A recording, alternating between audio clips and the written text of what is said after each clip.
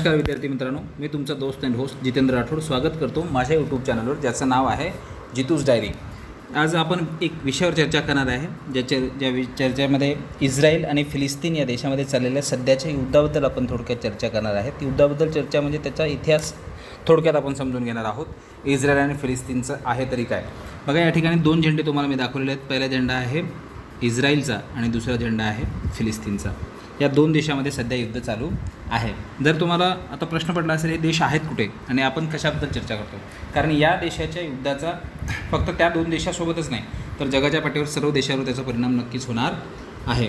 तर इस्रायल आणि हा जो पॅलेस्टाईन आहे ते आहे कुठे जगाच्या नकाशावर जर आपण बघितलं तर वरची दिशा आपण पेपरवरती वरती दिशा आपण उत्तर पकडत असतो, खाली दक्षिण, उजव्या बाजूला पूर्व आणि डाव्या बाजूला पश्चिम अशा नकाशाचा अभ्यास करत असताना आपण बघत असतो.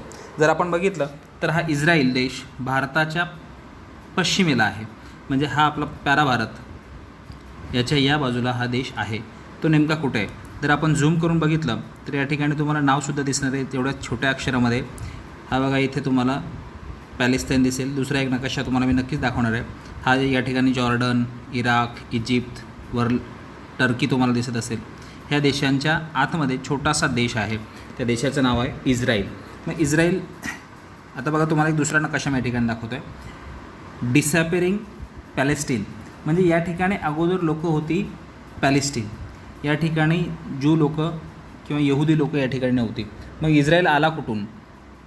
या ठिकाणी 1946 अगोदर 1948पासून इस्रायलने स्वतःला देश म्हणून घोषित केला. त्याच्या अगोदर हे इस्रायल देशामध्ये ज्यू लोक या ठिकाणी आलेलीच नव्हती. तर ती आली कुठून? पहिल्या महायुद्ध किंवा दुसऱ्या महायुद्धामध्ये त्यांच्यावरती इतका मोठ्या प्रमाणात अत्याचार झाला की त्यांना जगात कुठेही जागा त्यांना राहण्यासाठी नव्हती, कारण त्यांच्यावरती हिटलरने अमानुष अत्याचार केले. याबद्दल इतिहासामध्ये आपण बऱ्याच वेळा ऐकलेलं आहे. म्हणजे गरोदर स्त्री असतील, म्हातारे लोक असतील, कोणालाही त्यांनी सोडले नाही, अमानुष अत्याचार त्यांनी केले. याचं कारण असं आहे, जेव्हा तो सैनिक होता हिटलर तेव्हा त्याने एका ज्यूच्या घराण्यामध्ये आश्रय घेतला होता. तो जखमी अवस्थेत होता, पण त्या ज्यू लोकांनी त्या विरुद्धात असलेल्या सैन्याला त्याचं दाखवून दिलं की इथे एक सैनिक लपलेला आहे. तेव्हा त्यांनी ठरवलं होतं की या लोकांचे आपण अमानुष असे छळ करायचे, आणि त्यानुसार त्यांनी छळ केलं आणि त्यांना ती जमीन सोडून दुसरीकडे जावं लागलं. एवढ्या मोठा अत्याचार केल्यानंतर त्या लोकांनी आणि नंतर इंग्लंडने वगैरे त्यांना ही जागा दाखवली. आणि ही जागा त्यांनी का निवडली तर त्याचं एक वेगळं धार्मिक महत्त्वसुद्धा आहे. यामध्ये जेरुसलमचं विशेष महत्त्व आहे, ते मी पुढे तुम्हाला सांगणार आहे काय महत्त्व आहे ते. त्यानंतर लोकं इथे आली आणि हळूहळू इथल्या पॅलेस्टीन लोकांना, जे मूळ मुस्लिम लोकं होती, ही एक अरब कंट्री आहे, त्या मूळ मुस्लिम लोकांना त्यांनी इथून बाहेर काढलं. 1946चा नकाशा आपण बघतो आहे. पॅलेस्टाईन किती मोठ्या प्रमाणामध्ये हिरवा रंग आपल्याला दिसतो आहे, यामध्ये हिरव्या रंगामध्ये आपल्याला पॅलेस्टीन लोकं दिसत आहेत. दुसऱ्या नकाशामध्ये बघितलं आपण 1947मध्ये हळूहळू त्या लोकांचं प्रमाण कमी झालं आणि 1967मध्ये जे युद्ध झालं, 6 डे वॉर म्हणून ओळखलं जातं, त्यानंतर त्यांचं संख्या अतिशय कमी झालेली आहे. त्यानंतर 2012 आणि 2023चा नकाशासुद्धा यापेक्षा वेगळा नाही आहे. अतिशय कमी प्रमाणात त्या ठिकाणी पॅलेस्टीन लोकं आता राहिलेली आहेत. आता आपण जेरुसलमबद्दल थोडक्यात माहिती पाहणार आहोत. या ठिकाणी तुम्हाला जेरुसलम दिसतो, हा जेरुसलमचा एरिया. जेरुसलमचं एकूण क्षेत्रफळ 35 एकर एवढं आहे. अतिशय कमी क्षेत्रफळासाठी गेल्या 50-60 वर्षापासून हे देश लढत आहेत. या ठिकाणी ख्रिश्चन असेल, ज्यू असतील किंवा मुस्लिम असतील, या तीनही धर्माच्या लोकांसाठी हे ठिकाण अतिशय महत्त्वाचं आहे. आता तुम्हाला वाटलं असेल ज्यू तुम्ही सांगताय तिकडून जर्मनीवरून आले, मुस्लिम ही पॅलेस्टाईन कंट्री अगोदरपासून होती, मग ख्रिश्चन कधी होते? 1187च्या अगोदर ख्रिश्चन या ठिकाणी होते. 1187मध्ये मुस्लिम लोकांनी त्यांना हरवलं आणि या ठिकाणी तेव्हापासून या ठिकाणी मुस्लिमांचं राज्य आहे. तर जेरुसलमबद्दल आपण थोडक्यात माहिती आता बघणार आहोत. जेरुसलम हे एक असं ठिकाण आहे, या ठिकाणाला त्यांचं खूप महत्त्व का म्हटलं जातं की मक्का आणि मदिना यानंतर एक तिसरं पवित्र ठिकाण जर कुठलं असेल तर ते जेरुसलमला मानतात. कारण त्यांच्या त्या कुराणामध्ये असं दिसतं आपल्याला किंवा त्यांनी लिहिलेलं आहे की पैगंबर जे होते ते शेवटचं पाऊल त्या ठिकाणी त्यांनी इथे ठेवलं. ती मस्जिद आहे अल अस्का मस्जिद ही पवित्र मस्जिद 3ऱ्या नंबरची त्या ठिकाणी मानली जाते. या ठिकाणीच त्यांचा शेवटचा पाऊल पडला आणि इथून ते स्वर्गात गेले असं ते म्हणतात. आणि त्यांच्या बाजूला एक बिल्डिंग आहे, डोम ऑफ रॉक या नावाने ती ओळखली जाते. इथूनच पैगंबर स्वर्गात गेले असे ते म्हणतात. या ठिकाणाला हे मुस्लिम लोक जे आहेत ते हराम अल शरीफ या नावाने ओळखतात. तर जे ज्यू लोक आहेत त्यांचंसुद्धा एक मंदिर आहे, त्याला टेम्पल माउंट असं सुद्धा ते लोक यहुदी किंवा ज्यू लोक म्हणत असतात. आणि ख्रिश्चनाबद्दल मी तुम्हाला सांगितलं की ख्रिश्चन या ठिकाणी अगोदरपासून होते, मग त्यांचंसुद्धा धार्मिक नातं या ठिकाणाशी वेगळ्या पद्धतीने जोडलेलं आहे. आता सध्या जर आपण विचार केला तर सध्या बेंजामिन नेत्याहू हे इस्रायलचे पंतप्रधान आहेत आणि त्याच्या अगोदर होते नफ्ताली बॅनट. आता जे सध्या युद्ध चालू आहे त्या नफ्ताली बॅनटने यांनीसुद्धा स्वतः गण घेऊन त्या युद्धामध्ये उतरलेले आहेत. या ठिकाणी इतका छोटासा देश आहे, याच्यावरती एवढे अन्याय झाले. जेव्हा आपल्यावरती अन्याय होतो तेव्हा एकतर माणूस संपून जातो किंवा इतका तीव्रतेने तो प्रतिसाद देतो की तो समोरच्याला कोणत्याही स्तरावरती मात देऊ शकतो, एवढी तयारी तो करतो. तसंच या लोकांनी केलेलं आहे. जे इस्रायल लोक आहेत त्यांच्यावरती झालेल्या अत्याचारातून ते एवढे शिकलेले आहेत, त्यांनी एवढं स्वतःला डेव्हलप केलं आहे की जगातली कुठली त्यांच्याकडे ते आयरन डॉम सिस्टम आहे. कुठल्याही जगाचा त्यांच्यावरती हल्ला झाला त्याची सिस्टम आपोआप त्या मिसाईलला उत्तर देते आणि त्यांचं ते आलेलं शत्रूचं मिसाईल ते तिथेच हाणून पाडतात. नफ्ताली बॅनट जे पूर्व पंतप्रधान आहेत त्यांनीसुद्धा युद्धामध्ये भाग घेतलेला आहेत. या युद्धामध्ये प्रत्येक घरातून सैनिक निर्माण केले जातात, स्त्रियासुद्धा या सैन्यामध्ये आहेत. तर आता या इस्रायलवरती जेव्हा अन्याय झाला, ती हमास नावाची संघटना आहे जी पॅलेस्टाईनच्या भागामध्ये राहते. ती कुठे राहते आपण थोडंसं पुढे बघणार आहोत.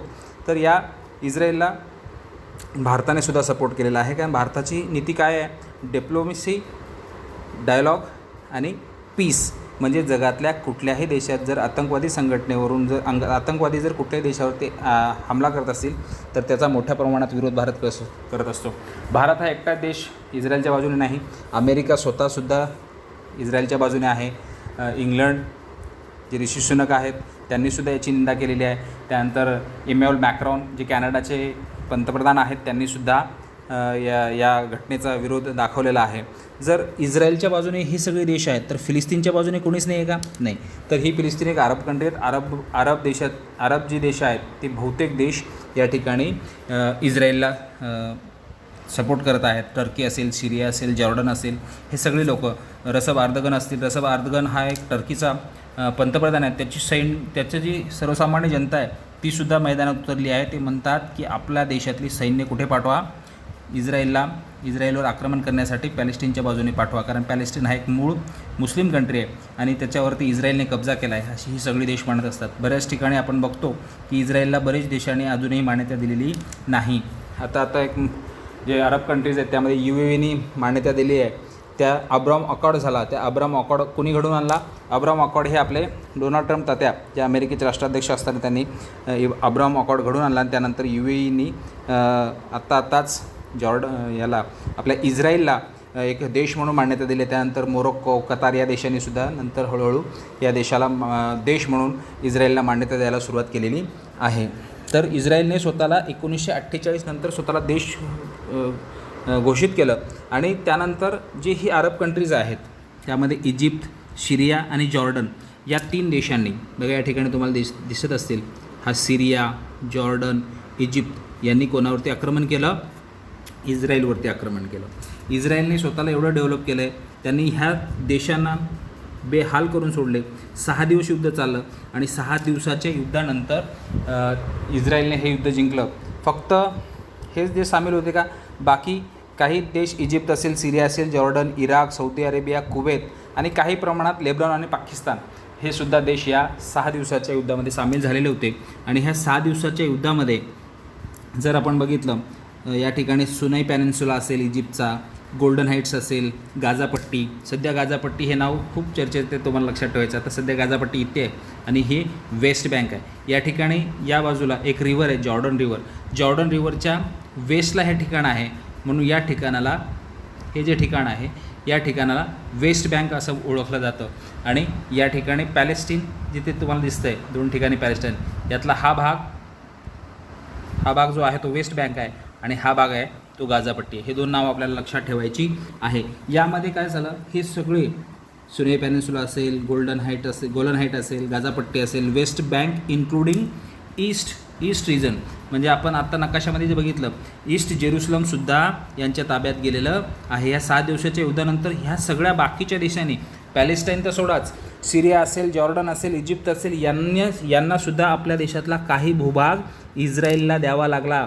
एवढं हैराण या इस्रायलने या इतर देशांना केलेलं होतं. 6 डे वॉरमध्ये हे 1967मध्ये हे युद्ध झालं आणि या युद्धामध्ये 6 दिवसामध्ये इस्रायलने आपलं वर्चस्व या ठिकाणी या लोकांना दाखवून दिलेलं होतं.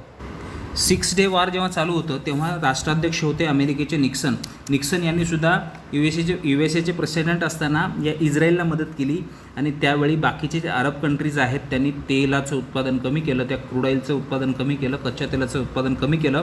त्यावेळी ह्या तेलाचे प्राईस 5 पटीने वाढले होते. सध्या जे युद्ध चालू आहे त्यामध्ये इतरही देश नक्कीच सामील होणार आणि ह्या सगळ्या गोष्टीचा इतर देशावरती किंवा जगावरती फार मोठ्या प्रमाणात परिणाम याचे सगळ्यांना भोगावे लागतील, हे मात्र नक्की आहे. आता आपल्याला प्रश्न पडतो की भारताच्या दृष्टीने या युद्धाचं महत्त्व काय आहे.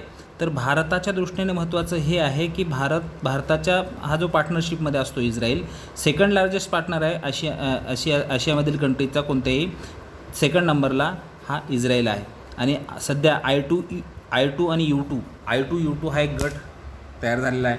I2 म्हणजे 2I2 आणि 2U. 2I म्हणजे कोण? इस्रायल आणि इंडिया, आणि 2U म्हणजे UAE आणि USA. ह्या 4 देशांचा एक गट तयार झाला. या 4 देशांनी व्यापार असेल किंवा राजकीय डिप्लोमॅसी कुठली असेल यावर चर्चा करण्यासाठी हा एक गट बनवला आहे. त्या गटावरती याचा परिणाम होऊ शकतो भविष्यामध्ये.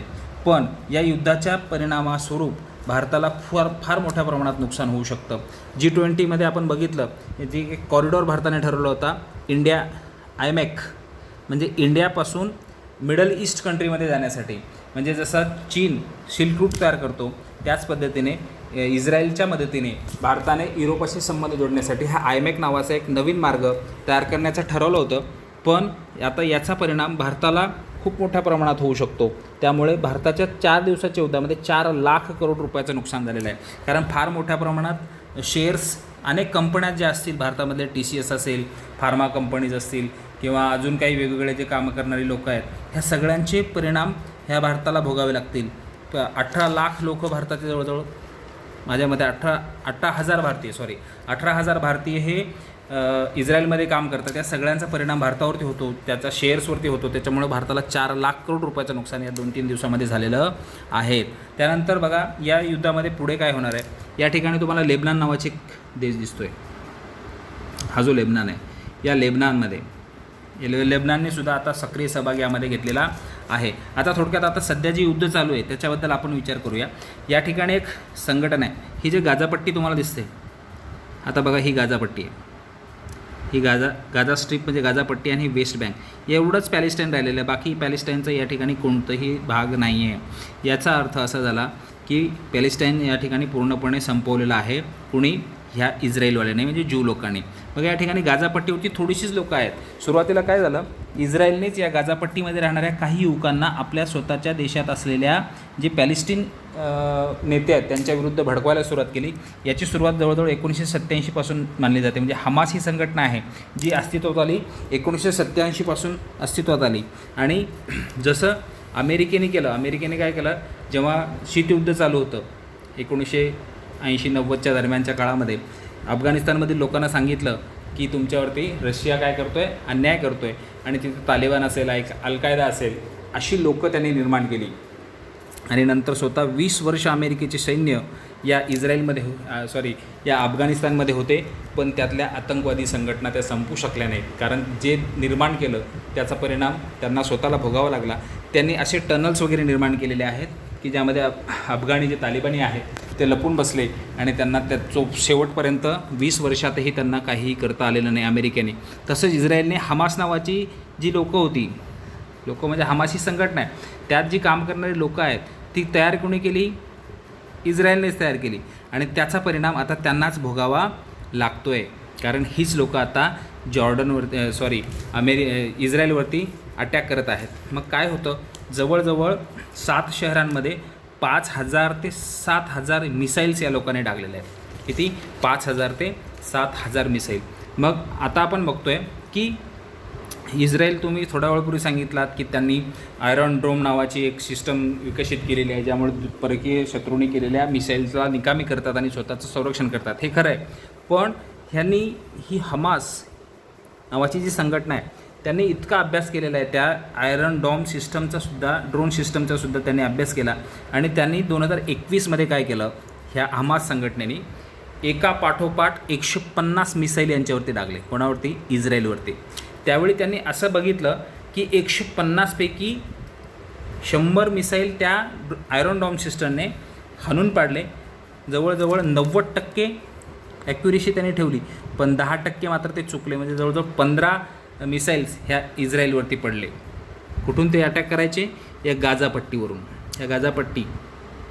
ह्या गाझापट्टीवरून ही लोक अटॅक करायचे इस्रायलमध्ये. आणि त्यांना असं कळलं की हमासवाल्यांना की 10% जरी ॲक्युरेसी राहते, म्हणजे आपण आता 5000 जर टाकले तर काय होईल, नक्कीच 500 तरी इस्रायलवरती पडतील. आणि त्यामुळं इस्रायलचे खूप मोठ्या प्रमाणात हाल झाले. आता ज्या हमास नावाची ही संघटना आहे, इथून जे लोक आहेत ते बघा, इथून बघा, ह्या पाण्यामार्गे पण ते याच्यात जाऊ शकतात, इस्रायलमध्ये जाऊ शकतात. त्यांनी इथून फेन्सिंग सगळ्या तोडून टाकल्या.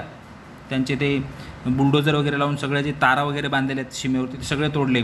काही पाण्यामार्गे गेले, काही ग्लायडिंग करून, जसे आपण बऱ्याच लोकांना टेकड्यावरून ग्लायडिंग करताना बघतो, तशीसुद्धा लोक त्या गाझापट्टीवरून इस्रायलमध्ये गेले आणि तिथल्या लोकांनी त्यांनी अमानुष अशा प्रकारे हल्ले केले आणि बरीचशी लोकं यामध्ये मेलेले. जवळजवळ 700च्या आसवर लोक या ठिकाणी इस्रायलमध्ये मेल्याची आतापर्यंतची माहिती आहे. अशा पद्धतीने ही पॅराग्लायडिंग वगैरे करूनसुद्धा ती लोकं या ठिकाणी गेलेली आहेत. या युद्धामध्ये इराणने सुद्धा मोठ्या प्रमाणात या हमास या संघटनेला मदत दिलेली आहे. भरपूर पैसा असेल, दारुगोळा असेल, कारण 1973मध्ये जे 6 ऑक्टोबरपासून 25 ऑक्टोबरपर्यंत जे युद्ध झालं त्यामध्ये सुद्धा या इराण, इजिप्त आणि जॉर्डनचा यांनी युद्धामध्ये पराभव केलेला आहे. कुणी? इस्रायलने. मोठ्या प्रमाणात हे दोन, इराण असेल किंवा लेबनॉन असेल, ह्या देशांनी मोठ्या प्रमाणात त्यांना मदत केलेली आहे. बरं, आता तुम्हाला मला एक दुसरी गोष्ट सांगायची आहे. यांची एक संघटना आहे. कोणाची संघटना? नाही, यांची एक ही आहे, खुफिया एजन्सी. कोणाची? मोसाद नावाची. ही मोसाद आहे, हे मोसादचं लोगो आहे. ही मोसाद नावाची जी संघटना आहे, मोसाद नावाची जी खुफिया एजन्सी आहे, जगातली 2 नंबरची, अमेरिकेच्या नंतर सगळ्यात पॉवरफुल जर कुठली खुफिया एजन्सी असेल तर ती इस्रायलची खुफिया एजन्सी मानली जाते. जगातल्या बहुतेक लोकांचे राज ही जी खुफिया एजन्सी आहे, कोणाची? ही जी इस्रायलची मोसाद नावाची एक खुफिया एजन्सी आहे, त्या मोसाद नावाच्या खुफिया एजन्सीला जगातली सर्वात माहिती जास्तीची आहे असं समजलं जातं. ह्या इस्रायलवाल्यांनी ह्या ही जी मोसाद यांची जी खुफिया एजन्सी आहे, या खुफिया एजन्सीने इस्रायलमध्ये बसून त्या इराणच्या सुलेमान नावाचा एक त्यांचा ॲटॉमिक पॉवरचा जो जनक होता, त्या वैज्ञानिकाला त्या ठिकाणी बसून ज्या स्पीड ब्रेकरवर तो जात होता, किती सेकंद गाडी त्या स्पीड ब्रेकरवर चढेल, किती सेकंदात खाली उतरेल, हे सगळं सिस्टम लावून त्यांनी इस्रायलमध्ये बसून इराणमधल्या त्या सुलेमानीला मारलं होतं. त्यांच्या मेजर जो सैनिकाचा प्रमुख होता त्यालासुद्धा या इस्रायलवाल्याने इराणच्या सैन्यप्रमुखाला मारलं. ह्या अशा अनेक अप्रतिम अशा चांगल्या बौद्धिकतेची कामं आणि दूर बसूनसुद्धा शत्रूवरती हल्ला करण्याचं जे क्षमता आहे, या हमासने वेळोवेळी या ठिकाणी दाखवून दिलेली आहे. त्यानंतर पुढे आपण जाऊया, या अजून कोण या हमास संघटनेला मदत करत आहे. आता बघा, हमास संघटनेला मदत करत असताना मी तुम्हाला सांगितलं इराण आणि वरती या ठिकाणी एक दिसतं देश लेबनॉन आणि इराण हे 2 सिया कंट्री आहेत. सिया आणि सुन्नी असे मुसलमानाचे 2 भाग पडतात. सिया ह्या 2 कंट्री सिया आहेत, त्यामुळे हे एकमेकांना मदत करतात. आणि लेबनॉन हा देशसुद्धा या युद्धामध्ये आता सामील झालेला आहे. एका बाजूने पॅलेस्टाईनमध्ये असलेली जी गाझापट्टी आहे, गाझापट्टीवरून हमास आक्रमण करतं आणि दुसऱ्या बाजूने लेबनॉनवरून ही संघटना, ज्याचं नाव आहे, जे आतंकवादी संघटना आहे, हिजबुल्ला याचा अर्थ आहे means of party of Allah. त्याचं मीन्स काय आहे, त्याचा अर्थ काय आहे, पार्टी ऑफ अल्लाह असं ते म्हणतात. आणि या हिजबुल्ला संघटनेने सुद्धा लेबनॉनच्या या हिजबुल्ला संघटनेने वरून म्हणजे उत्तरेकडून इस्रायलवरती अटॅक केलेला आहे. आणि ह्या बाजूने पॅलेस्टाईनमध्ये असलेली जी गाझापट्टी आहे, त्या गाझापट्टीवरून हे हमासवाले अटॅक करत आहेत.